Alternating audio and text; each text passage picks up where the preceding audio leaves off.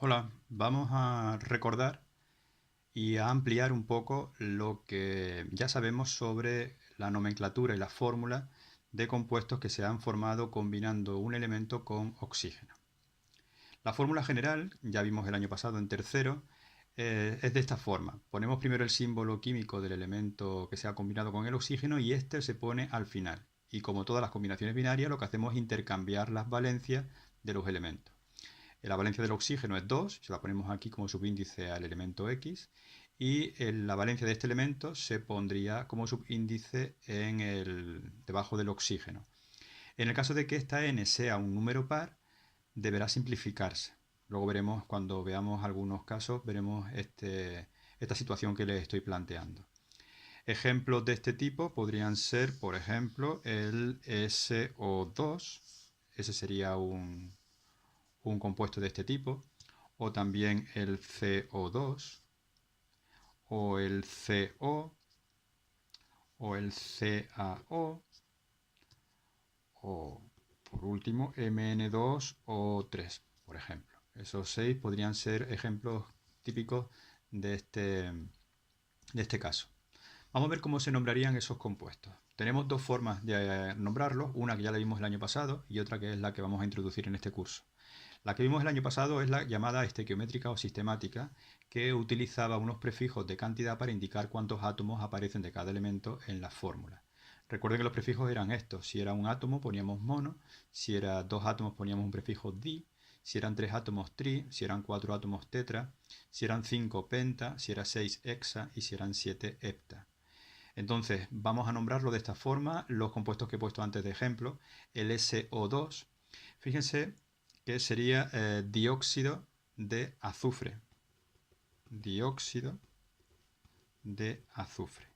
Y aquí aparece un caso de los de simplificar los eh, números de oxidación o las valencias. ¿Ven? Porque ven que no aparece aquí el 2 del oxígeno. Eso es porque ha habido una simplificación y la valencia con la que está actuando el azufre en este caso es 4, el doble de lo que aparece aquí. Eso ocurre aquí también, por ejemplo, ven que tampoco aparece aquí el 2, pues significa que la valencia del carbono, que es la que apareciera debajo del oxígeno, en vez de ser un 2 es un 4. Aquí tampoco aparece el 2 del oxígeno y tampoco aparece aquí nada, con lo cual los 2 deberían haber sido 2. Lo mismo que aquí, 2 y 2 se ha simplificado y no aparece ninguno. Aquí, sin embargo, por ejemplo, no se simplifica. Tenemos el 2 del oxígeno puesto debajo del manganeso y el 3 del manganeso puesto debajo del oxígeno. Se han intercambiado las valencias. Pero en estos casos siempre ha habido una simplificación porque ven que no aparece el 2 del oxígeno debajo del elemento que se ha combinado con él. Así que en este compuesto sería dióxido de azufre. Aquí sería dióxido de carbono. Aquí sería monóxido de carbono. Y aquí, cuidado, no se dice monóxido de calcio.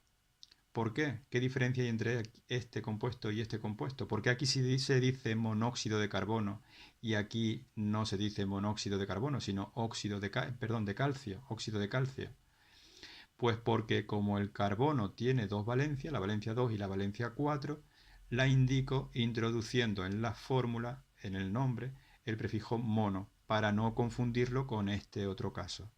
Así que aquí en el CO diríamos monóxido de carbono. Pero en este caso, en el CaO, aquí no digo monóxido, digo óxido de calcio. ¿Por qué? Porque el calcio solamente tiene valencia 2, no tiene más opciones que esa. Así que no hace falta poner el prefijo mono delante del óxido, que es la palabra con la que empezarían estos compuestos. Y por último, en este otro caso sería trióxido de dimanganeso. Hay una segunda forma, que es la que les decía antes, que vamos a introducir en este curso, que es la que hay que indicar el número de oxidación del elemento. Sería escribirlo así, óxido de, luego ponemos el nombre del elemento que se ha combinado con el oxígeno y entre paréntesis y con número romano ponemos el número de oxidación de ese elemento, pero solamente en el caso de que ese elemento tuviese más de una posibilidad. Si hay solamente una posibilidad no se pone nada, sino que solamente se dice óxido de y el nombre del elemento.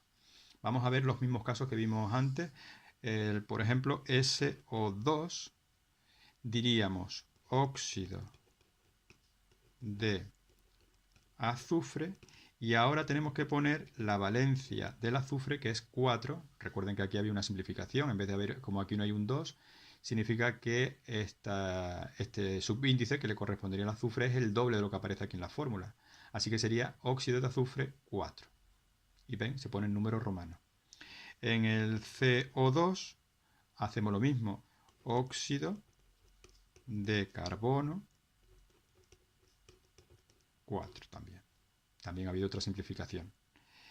En el caso del CO sería óxido de carbono 2. Porque 2 es la valencia con la que actuó aquí el carbono cuando se combinó con el oxígeno. ¿Ven que no aparece ningún 2? En el CaO pondríamos óxido de calcio. Nada más. No hay que poner aquí el 2.